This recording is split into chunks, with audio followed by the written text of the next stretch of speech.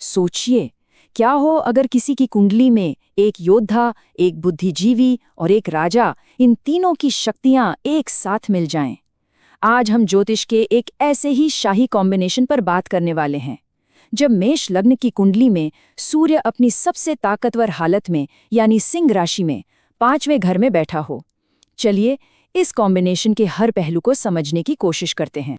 एक जन्मजात योद्धा जो राजा की तरह काम करता है। बस इस एक लाइन को पकड़कर चलिए, क्योंकि यही वो चाबी है जो इस पूरे व्यक्तित्व के ताले को खोलेगी।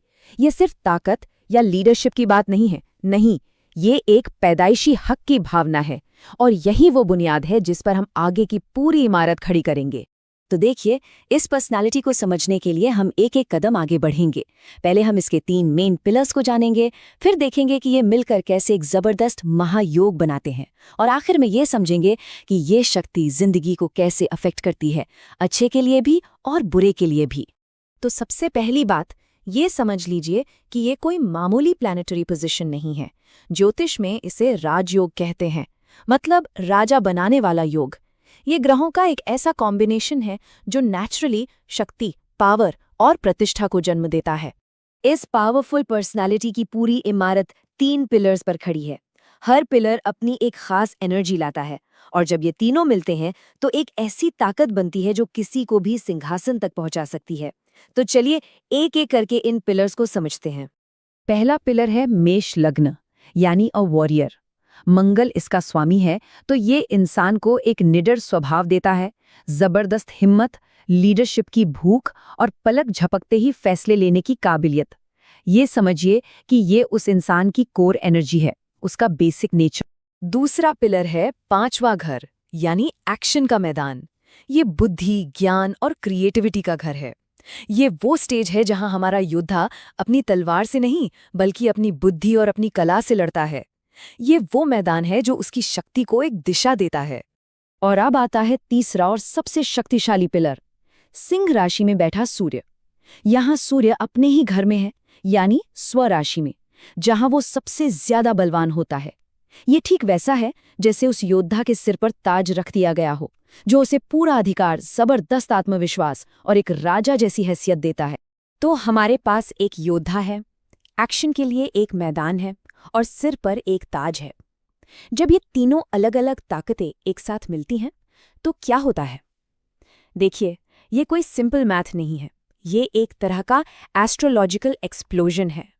तो जब मेष लग्न का वो योद्धा 5वें घर के बौद्धिक मैदान में सिंह राशि के सूर्य का ताज पहनकर उतरता है, तब बनता है एक महायोग। ज्योतिष में इसे एक बहुत ही शुभ और शक्तिशाली योग माना जाता है। तो ये महायोग असल जिंदगी में दिखता कैसा है? ऐसे लोगों की बुद्धि बहुत तेज होती है, लीडरशिप तो जैसे उनके खून में होती है, और वो किसी पर डिपेंड नहीं रहते।